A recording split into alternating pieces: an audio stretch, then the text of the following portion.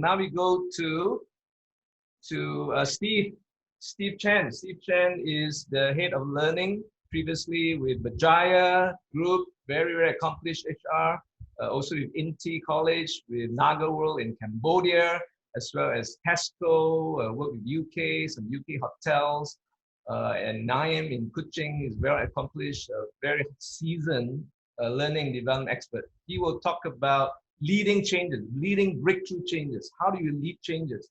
Because people are scared of change. The fear of change is there. So you talk about getting buy-in, a bit of that, and a sense of urgency, which is passing on to you from Dr. Henry. Steve, take over. Thank you, Robert. Good morning, everyone. I see some familiar face here. Can you hear me?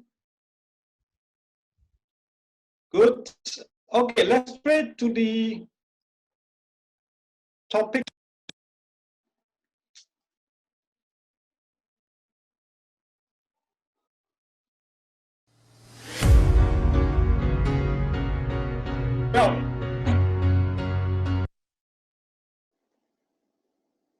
Now, this is what we're going to cover today. I'm going to be very short and compact. We talk about self versus change in current convicts, and also about the formula of 10 versus 90, and how is your reaction towards the change now. And when we have time, we talk a little bit about emotional states.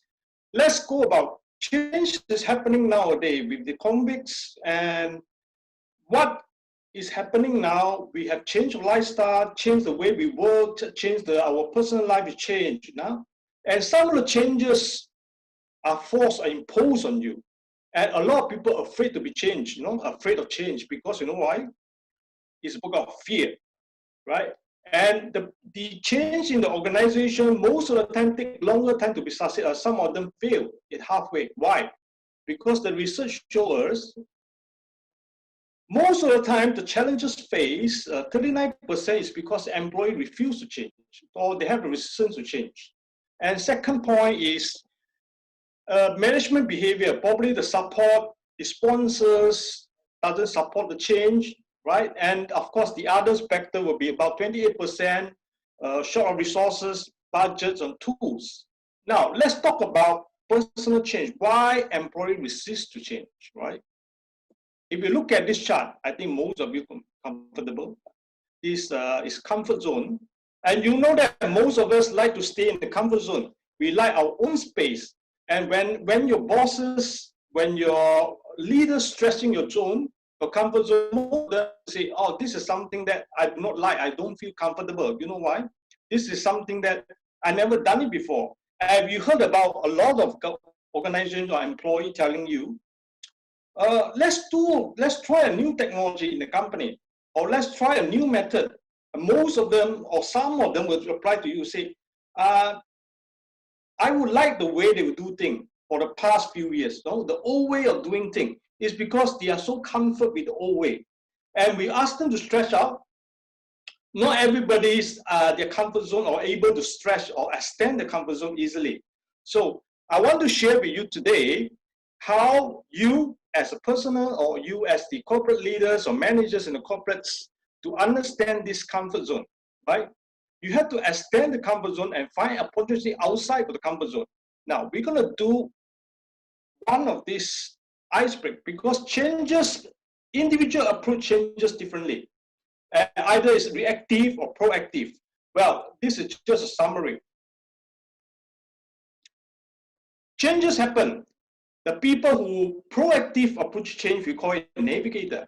They foresee the change, they do the thing up front, they navigate the change, they embrace the change. But majority of society, even like convicts happening now, before under reactive, means things happen, we react. Some of them are survivors, some of them are victims of the change. And you must understand change is always a process, it's not an event, right? But with that, I would like you to do a simple activity, just follow the instructions. Everybody ready? Give me a thumbs up. You ready for activities? Ready? Okay. Now, this is the activities. We have very short time. I want you to just concentrate on videos. After that, find the answer to solve this, right?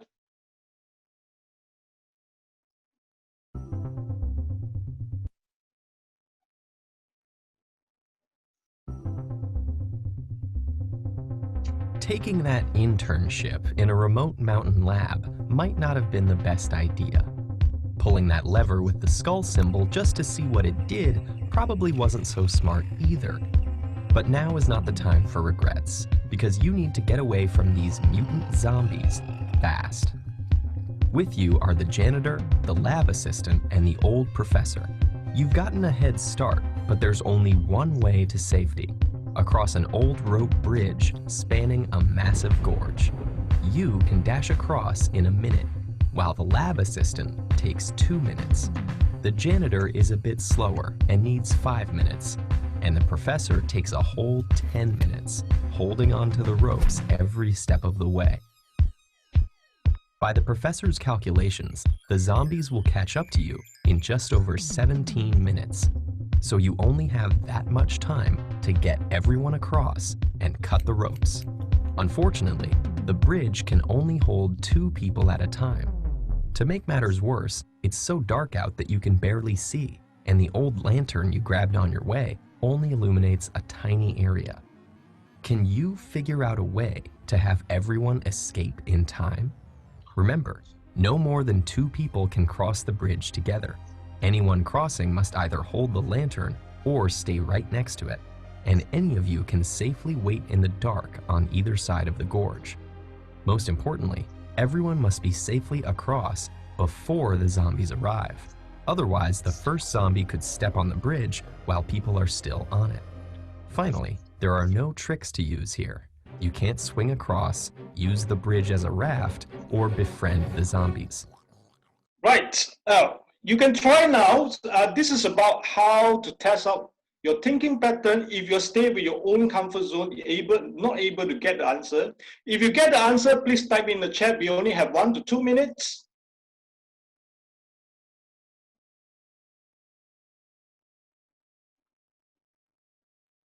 I repeat, you need to get everybody's from the 4 of you cross the bridge within 70 minutes. And each person take a different time to cross because of their age, their physical abilities.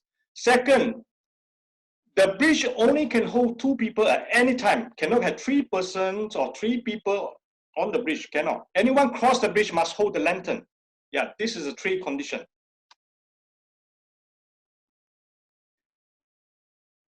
So you're looking for suggestions in the chat, right, Steve? Yes, they can write down the answer on the chat. Yeah, right. Yeah. How are you going to get everybody to cross in 70 minutes? It's a life and death situation. Yeah, if you do the mathematics, 2 plus 1 plus 5 plus 10 is 18 minutes. Yeah. I know. Okay. Robert, anyone get the answer? No, you can also look. Michelle Toyo said, get the slowest over walk, then the quick ones can kick a few steps and cut the rope. Really? Do all the combination. There's a set of answer. Others Who should go first? Come on, guys. This is an interactive Zoom meeting. We can be super interactive. We can have fun. This is our game. Anyone else?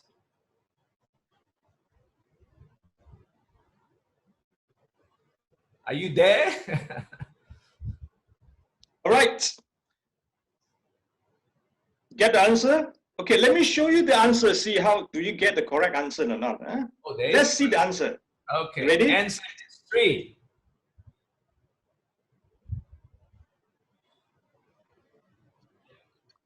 At first, it might seem like no matter what you do, you're just a minute or 2 short of time.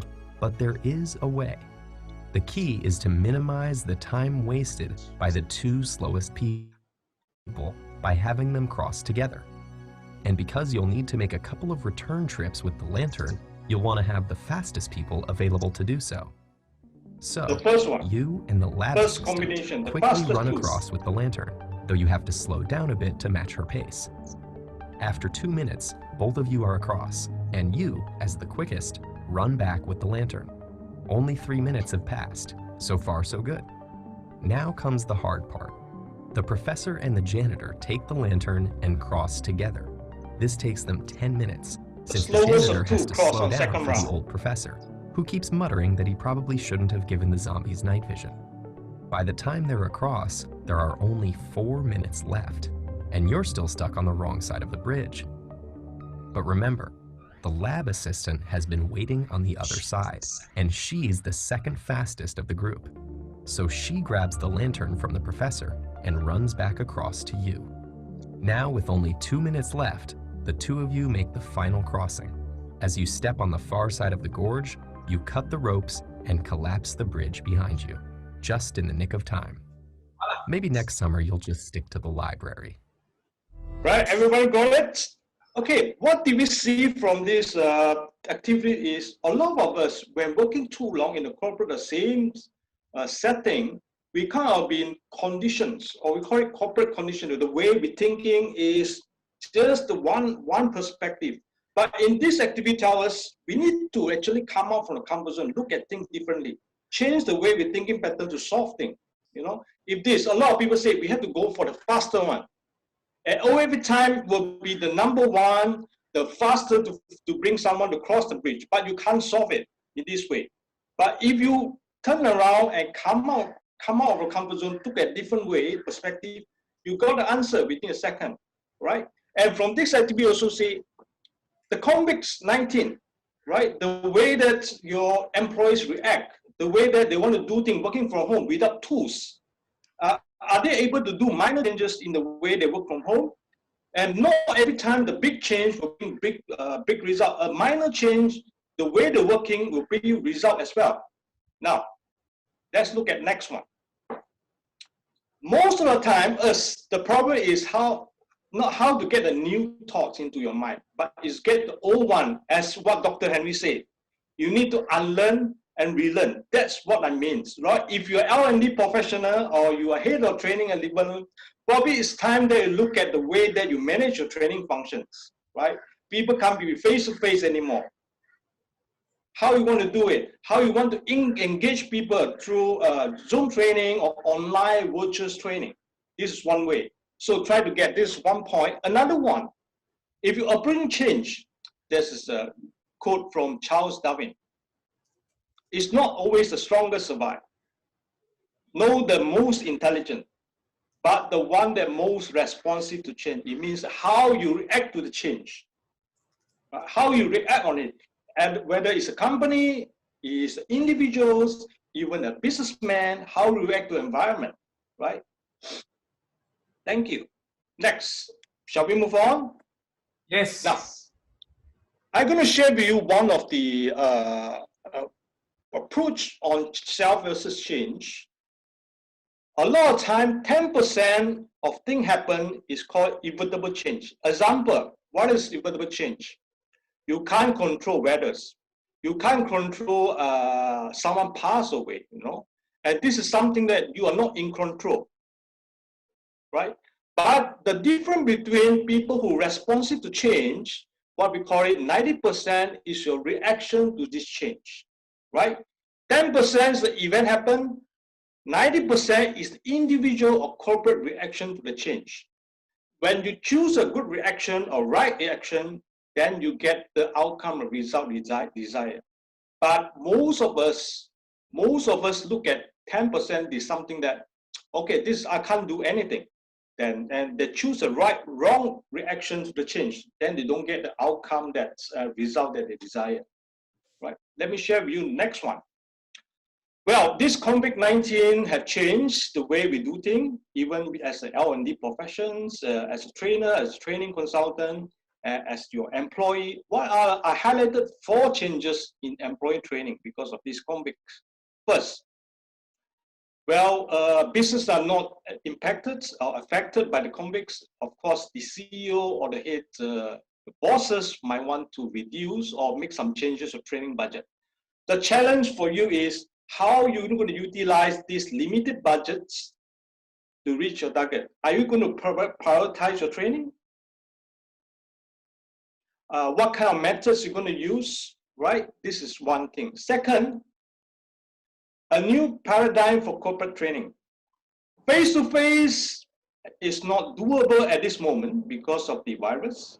And some of the company are looking at better blended experience. It means blended, it means that you can have live trainers plus all your assessment, plus all your e-learning self-paced and self-lead learnings, virtual live trainers, better user experience. Why? The new generation of learners, they would like something that's simple, user-friendly, not too much of a button looking around. They want something simple. If you get them complicated, they just say, I'm not interested to try. So we call it better digital user experience in learning. The third point would be innovation in training. Well, if you're L&D profession, time to think about, make some changes, how you want to engage your learner. Well, online or different learning methods, and how you're going to engage them better, right? And they are working from home, no more, you can't see them face to face. And the last point, this is still perceived. Some company leaders still have the very traditional expectation about L&D. Some of them look at it as a cost. And you as an L&D profession, how you're going to convince your bosses or your CEO, the owner of the, is to justify the training return of investment. And if you ask me the question, would that be able to quantify? Yes. It's only the tools that you use and the method that you use. There are many tools to measure level 1 to level 4. If you do that, you're able to justify why should we do this? What's the result of that? Business return on investment. And that's the changes I see in employee training. And one of the points that I have, I want to share with you is applicable to you at this moment. If you are leaders, is what we call emotional change, right? Now, let's read the message that's sent by your bosses. I want you to describe your feelings as you see the messages, right? You can write it down on the chat. Okay, the first message coming in. I'm sending you on an overseas assignment. Your boss is sending you the overseas assignment. Are you feeling happy? Are you feeling excited? Or are you feeling worried? Wow, the second SMS coming in. Is this for 6 months? Oh no, 6 months is too long. My wife or my husband would not allow me to go 6 months. Some of you say, yes, 6 months of single life again. Right? So you start to see your feeling emotional change. Now, the third message coming. Is this in Antarctica? You know where is Antarctica? It's on the north. And what? It's very cold. You kidding? It's a place that where if you stay longer, you make good friends with penguin. Right? Still feeling happy? Or say this is definitely no for me. The fourth one. If the project is not smooth, you might have stayed up there up to a year.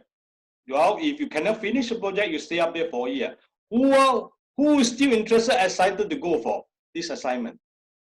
Are you still excited? And you see, with this little bit of the short message from your boss, it will trigger your feelings, your emotion. And what we're trying to tell you is, the fourth one, the last one, always boss sound like this. You may not come back till the project over, right? This is serious, man. It can be 2 years or 3 years. Well, put it aside.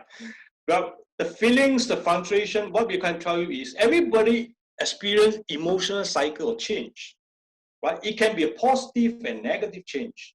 And if your staff, as you as a leader, you experience it, but only the trained leaders will know that, how to manage the emotionals time to time. Okay, how do you recover it in the shorter time? The experienced trained leaders will have a shorter time of recovery, but of course the employees, the normal employee, will take longer time to recover. Right? What we call it is the emotional cycle of change is triggered by something. We call it trigger. It can be triggered by a person. It can be triggered by an event. It can be triggered by some incidents. And you like it or not, some of you will say, I saw an email from this person, it triggered my feeling. Right? Without reading the email. Just see the name and the positions, right? This is normal. I'm going to tell you that emotional cycle change with your humans is normal to experience it, but how you manage to recover is the most important thing. Now, we're going to go to the last one. With the thinking and feelings, we categorize it as rational floodeds, which means most of the time you use a lot of rational. You don't use a lot of feelings, right? And you are not healing people's feelings as a leaders of a businessman, you know. And the other part we call emotional flood. You can see many individuals are emotional when they're handling or the answer thing, you know. They don't think logic, they don't use their rational anymore. Well, of course, the best idea, optimum one, we call emotional balance. But how do you get to emotional balance? And why is this important in this COVID-19? Because the changes, this is something never happened before, but it's happening now. You like it or not, as a human, it triggered the thinking and the feelings, the change of lifestyle. Because the thought of feelings, in psychology-wise, it affect the behavior. The behavior affect the performance. And lastly, of course, the results. You like it or not, this is happening, right? So with that, I would like to end my presentation. Hope you get some key point and I am able to answer your question in the Q&A. And thank you for your patience and thank you for your participation.